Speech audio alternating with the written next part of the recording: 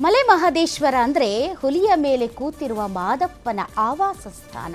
ಹೀಗಾಗಿ ಹುಲಿಗಳು ಅಂದರೆ ಸಾಕ್ಷಾತ್ ದೇವರುಗಳು, ಸಾಕ್ಷಾತ್ ದೇವರಂದೇ ಪೂಜಿಸುವಂತಹ ಹುಲಿಗಳ ಈ ಪವಿತ್ರವಾದ ಕ್ಷೇತ್ರಗಳಲ್ಲಿ ಹುಲಿಗಳು ಸಾವನ್ನಪ್ತಿರೋದು ದಿಗ್ಭ್ರಮೆ ಮೂಡಿಸ್ತಾ ಇದೆ. ಹಾಗಾದರೆ ಏನಾಯಿತು, ಯಾಕಾಯಿತು?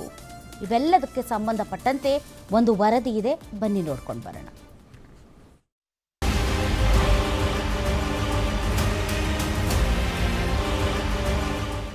ಮಲೆ ಮಹದೇಶ್ವರ ಬೆಟ್ಟ ಇದು ಬರೀ ಬೆಟ್ಟವಲ್ಲ, ಬಂಡೀಪುರ ರಾಷ್ಟ್ರೀಯ ಉದ್ಯಾನವನವೂ ಸೇರಿದಂತೆ ದೊಡ್ಡ ಕಾಡು. ಈ ಕಾಡಲ್ಲಿ ಆನೆ, ಜಿಂಕೆ, ಚಿರತೆ, ಕಾಡುನಾಯಿ, ಕಾಡೆಮ್ಮೆ, ನರಿ, ಕರಡಿ ಹೀಗೆ ನೂರಾರು ಪ್ರಾಣಿ ಪಕ್ಷಿಗಳಿವೆ. ಮಲೆ ಮಹದೇಶ್ವರ ಬೆಟ್ಟದಲ್ಲಿ ಹುಲಿಗಳ ಸಂಖ್ಯೆ ದೊಡ್ಡ ಮಟ್ಟದಲ್ಲೇ ಇರುತ್ತೆ.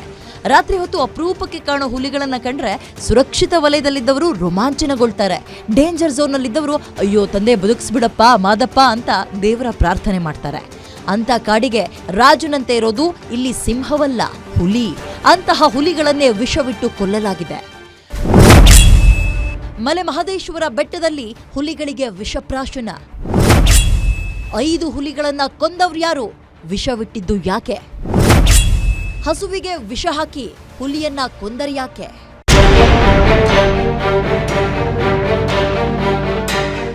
ಮಲೆ ಮಹದೇಶ್ವರ ಬೆಟ್ಟದಲ್ಲಿ ಸಂಭವಿಸಿರುವ 5 ಹುಲಿಗಳ ಸಾವು ಕಂಡು ಇಡೀ ದೇಶವೇ ಬೆಚ್ಚಿ ಬಿದ್ದಿದೆ. ಹಾಗೆ ಜೀವ ಬಿಟ್ಟ ಹುಲಿಗಳಲ್ಲಿ ಒಂದು ತಾಯಿ ಹುಲಿಯಾದ್ರೆ 4 ಹುಲಿ ಮರಿಗಳು. ತಾಯಿ 8 ವರ್ಷ ವಯಸ್ಸಿನ ಹುಲಿಯಾದ್ರೆ ಮರಿಗಳಿಗೆ ಕೇವಲ 10 ತಿಂಗಳ ವಯಸ್ಸು. ಹಸುವಿನಲ್ಲಿರುವ ವಿಷದ ಮಾಂಸ ತಿಂದು ಹುಲಿಗಳು ಮೃತಪಟ್ಟಿವೆ ಅನ್ನೋದು ಫಸ್ಟ್ ರಿಪೋರ್ಟ್.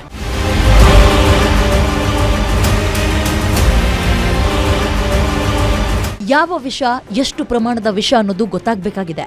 ಹಸುವನ್ನ ಕೊಂದು ವಿಷ ಹಾಕಿದ್ರೋ ಅಥವಾ ಹುಲಿಯಿಂದ ಕೊಂದ ಹಸುವಿಗೆ ವಿಷ ಹಾಕಿದ್ದಾರೋ ಈಗಲೇ ಹೇಳೋಕ್ ಸಾಧ್ಯ ಇಲ್ಲ. ಯಾವುದೇ ಆಗ್ಲಿ ಅದು ಕ್ರೈಮ್ ಅಲ್ವಾ?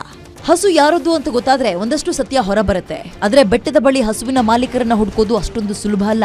ತಮಿಳುನಾಡಿನ ಗಡಿಗೆ ಹೊಂದ್ಕೊಂಡಿರೋ ಕಾರಣ ಇದು ಯಾವ ರಾಜ್ಯದ ಹಸು ಅಂತ ಹುಡುಕೋದೇ ಕಷ್ಟ.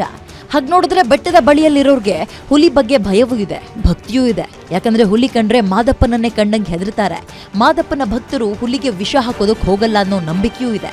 ಹಾಗಾದ್ರೆ ನಿಜಕ್ಕೂ ಅಲ್ಲಿ ನಡೆದಿದೆಯೇನು? ತನಿಖೆಗಂತೂ ಆದೇಶ ಆಗಿದೆ. ಹುಲಿಗಳನ್ನ ಬೇಟೆಯಾಡಿದ ಹಂತಕನ ಬೇಟೆ ಆಗ್ಲೇಬೇಕಿದೆ. Bureau report, guarantee news.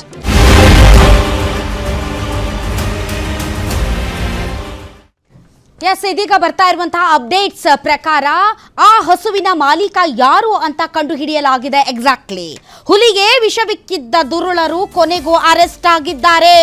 Shivanna ಎಂಬ ವ್ಯಕ್ತಿಯನ್ನ ಬಂಧಿಸಿದ್ದಾರೆ ಪೊಲೀಸರು. ಶಿವಣ್ಣ ಮತ್ತು ಅವನ ಮಗನಿಂದ ಹುಲಿಗೆ ವಿಷ. ಶಿವಣ್ಣ ಸೇರಿ ಒಟ್ಟು 6 ಮಂದಿಯನ್ನ ಈಗ ವಶಕ್ಕೆ ಪಡೆದುಕೊಂಡಿದ್ದಾರೆ ಪೊಲೀಸರು. ಶಿವಣ್ಣ ಬಂಧನ ಆಗ್ತಾ ಇದ್ದಂತೆ ಆತನ ಮಗ ಈಗ ಎಸ್ಕೇಪ್ ಆಗಿದ್ದಾನೆ. ಕಾಡಿಗೆ ತನ್ನ ಹಸುಗಳನ್ನ ಮೇಯಲು ಬಿಡ್ತಾ ಇದ್ದ ಶಿವಣ್ಣ ಈ ವೇಳೆ ಹಸುವಿನ ಮೇಲೆ ಹುಲಿಗಳಿಂದ ದಾಳಿ ನಡೆದಿದೆ. ಹುಲಿ ದಾಳಿಯಿಂದ ಮೃತಪಟ್ಟಿತ್ತು ಶಿವಣ್ಣ ಸಾಕಿದಂತಹ ಹಸು. ಇದರಿಂದ ಕೋಪಗೊಂಡು ಹಸು ಮೃತದೇಹಕ್ಕೆ ವಿಷ ಸಿಂಪಡಣೆ ಮಾಡಲಾಗಿದೆ. ವಿಷ ಸಿಂಪಡಣೆ ಮಾಡಿರುವಂತಹ ಮಾಂಸವನ್ನ ಸೇವಿಸಿದಂತಹ ಒಂದು ಹೆಣ್ಣುಲಿ ಮತ್ತು 4 ಮರಿಹುಲಿಗಳು ಸಾವನ್ನಪ್ಪಿವೆ.